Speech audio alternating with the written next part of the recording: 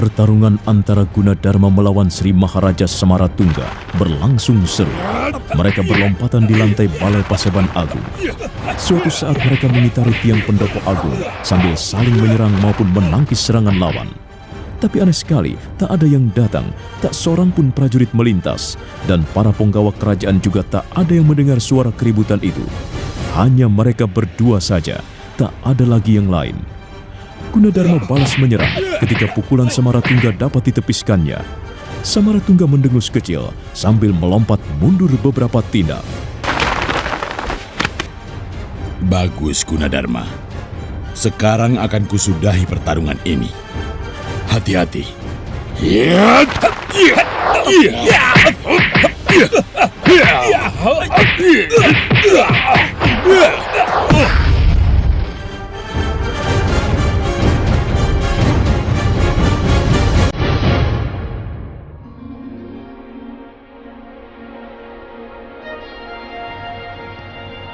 Malam itu, Sri Maharaja Rakai Pikatan menemui istrinya di ruangan bilik. Mereka segera terlibat pembicaraan mengenai Dewa Kinara. Tampaknya Sri Maharaja melihat persoalan itu dengan cukup bersungguh-sungguh. Sementara sang istri, Diah Pramodawardhani alias Sri Kahulunan, sepertinya tetap pada pendiriannya semula. Dia tak ingin membebaskan Dewa Kinara. Ingat, Dinda Pramodawardhani. Dewa Kinara itu siapa? Dia adalah keturunan Wangsa Sanjaya yang mempunyai pengaruh kuat. Aku sudah menceritakan padamu tentang Resi Mahamuni.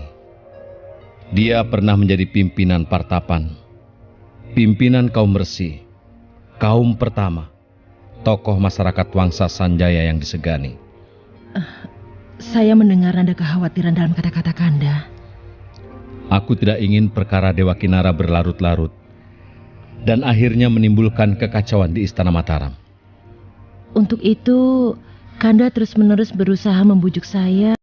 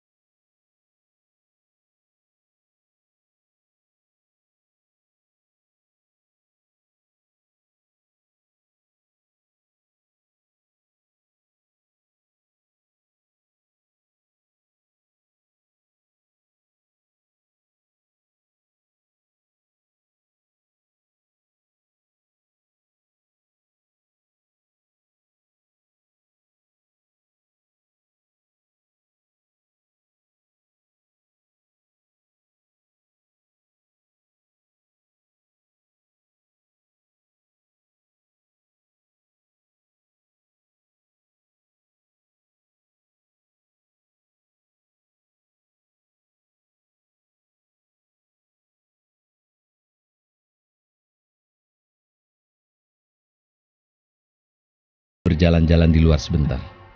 Silakan, Kanda Maharaja. Jika Kanda membutuhkan saya, datanglah ke ruang bilik. Saya siap bicara mengenai Dewa Kinara kapan saja. Tapi harap ingat, bahwa saya tidak akan pernah merubah pendirian saya.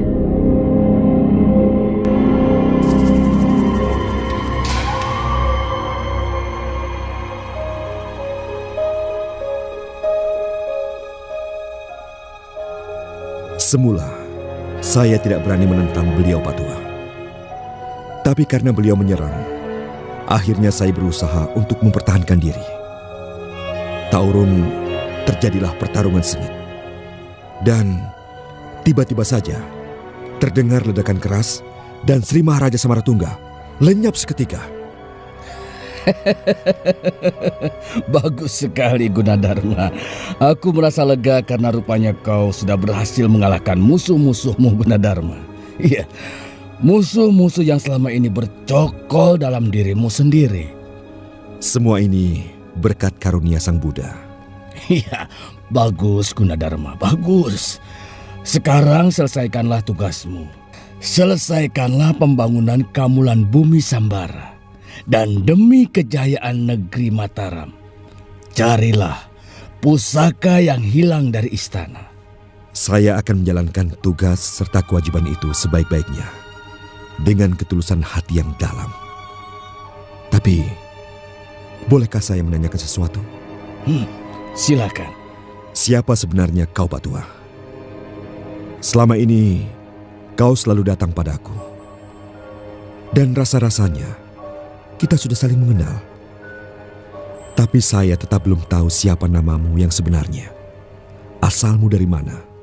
Oh, itu tidak terlalu penting Gunadarma. Apalah arti sebuah nama.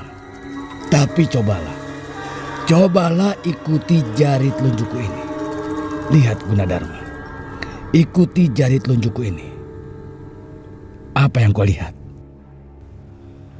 Saya melihat semburat warna merah di ufuk timur. Itu adalah semburat warna merah matahari yang akan terbit. Lalu, apa artinya bagiku? Kalau kau selalu mengikuti perkataan Sang Buddha, selalu terbenam dalam ajaran-ajarannya Sang Buddha, kalau kau tetap teguh bersimpuh di kaki Sang Buddha, matahari itu nanti akan terbit dan akan menerangi hidupmu selama-lamanya. Nah, Gunadarma, untuk sementara ini kita berpisah dulu. Aku masih mempunyai tugas-tugas yang lain. Dan kau pun harus kembali kepada tugasmu yang paling utama, memimpin pembangunan Kamulan. Tunggu Pak Tua, tunggu sebentar. Jangan membuatku penasaran. Ada apa? Kau masih tetap tidak mau mengatakan siapa namamu. Ya, kau selalu ribut soal nama Gunadarma. Baiklah, kalau kau ingin tahu, namaku bulan, bintang, matahari, cakrawala, langit, samudra biru, angkasa biru, pohon, bintang, air, tanah, api, angin, apa saja. Namaku adalah alam semesta ini, Gunadarma.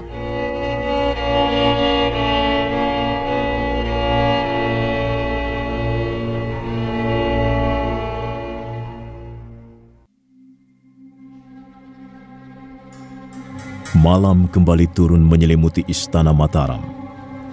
Sebuah bayangan yang besar melintasi celah-celah dan pohon tanjung. Bayangan itu bergerak sangat cepat. Dia melompati dahan-dahan pohon, merangkak di atas atap bagaikan seekor lutung. Selanjutnya dia melayang turun ke arah pintu penjara di mana Dewa Kinara disekap. Dengan sebuah gerakan yang aneh dan sangat cepat, pintu ruangan penjara itu tiba-tiba saja terbuka dan Gandawiyuha melangkah masuk. Dewa Kinara terkejut, berdiri merapat dinding. Oh, siapa kamu? Ayo cepat, kita pergi. Oh, tidak. Aku belum kenal siapa kamu. Pasti kamu salah seorang algojo kerajaan. Pasti kamu akan membawaku pergi dari penjara ini dan membunuhku di tengah jalan. Tidak usah berpikir macam-macam. Ikuti aku, cepat. Atau kau akan meringkuk di sini selamanya. Tidak, aku tidak mau. Lepaskan aku. Lepaskan! Hah? Kamu senang tinggal di penjara? Katakan dulu siapa namamu? Siapa yang menyuruhmu? Aku tidak punya banyak waktu.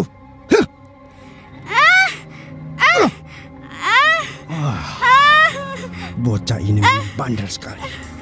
Bandel dan kurang ajar. Tapi sebenarnya dia berbakat menjadi seorang pemberani. Walaupun dia juga punya bakat yang lain. Bakat licik dan curang. persis seperti ibunya. Aduh, lepaskan aku. Kalau tidak segera kutotok pangkal lehernya, pasti dia akan terus melawan. Lepaskan aku. Sekarang kau tidak akan bisa berkutik lagi, Dewa Kinara. Aku Lepaskan tinggal aku. membawamu terbang keluar dari istana ini.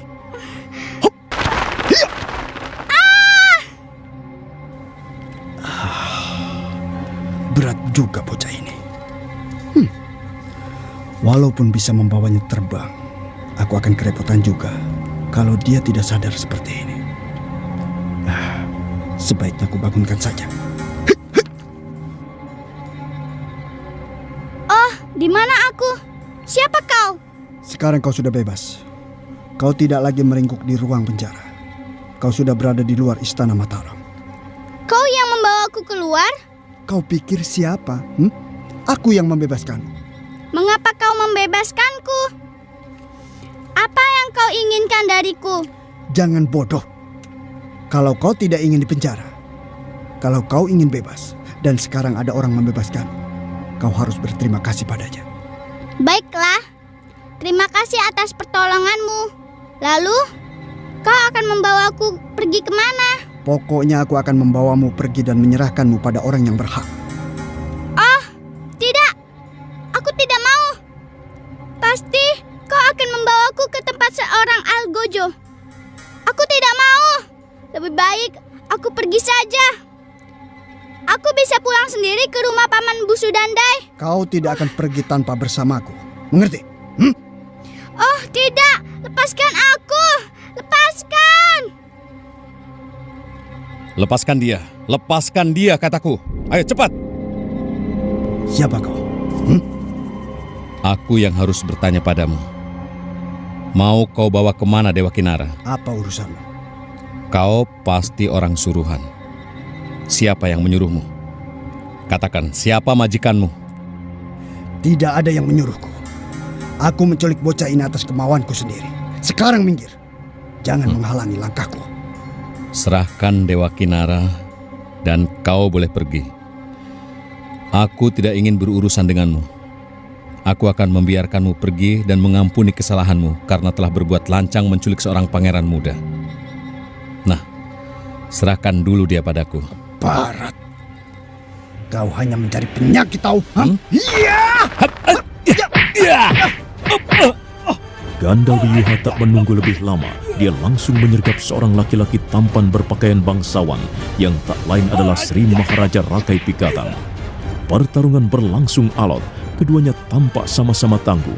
Mereka saling mengirimkan pukulan dan saling menangkis serangan-serangan lawan. Setelah beberapa jurus berlalu, tampak Ganda Wiyuha mulai gusar. Rupanya kali ini ada pendekar yang mampu menandingi ilmu kanuragannya.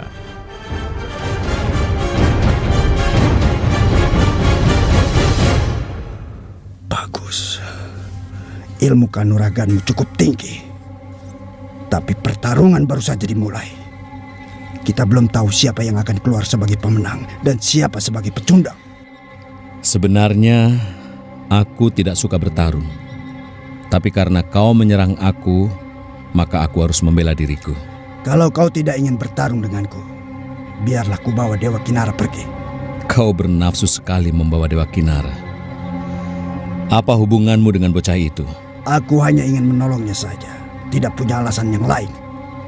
Apa hubunganmu dengan Diah Rakaiwatan, bekas istriku dulu, ibu kandung Dewa Kinara?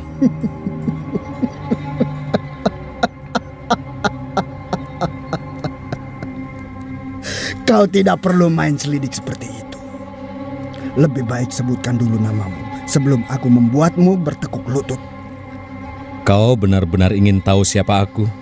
Sebutkan namamu sebelum aku membuatmu mencium tanah. Bagus. Aku pun bisa menyombongkan diriku. Kalau kau ingin tahu siapa aku, akan segera kukatakan siapa diriku. Nah, lihatlah baik-baik. Buka telinga dan matamu lebar-lebar. Aku adalah putra Rakai Partapan Empu Talar. Barat, setan olos. Rupanya sekarang aku sedang berhadapan dengan manusia yang paling kucari dan paling kubenci di seluruh jagat raya ini. Suaramu terdengar gusar. Suaramu menunjukkan bahwa kau benci pada Wangsa Sanjaya. Pasti kau berasal dari Wangsa Sailendra. Pikatan, Rakai Pikatan. Hmm? Hei Pikatan, akulah musuh besarmu kalau kau ingin tahu. Orang-orang Sanjaya tidak pernah lagi bermusuhan dengan orang-orang dari Wangsa Sailendra. Kecuali mereka yang sombong dan yang keras kepala. Kalau begitu ternyata kau seorang pengecut, kau sama saja dengan Bala Putra Dewa.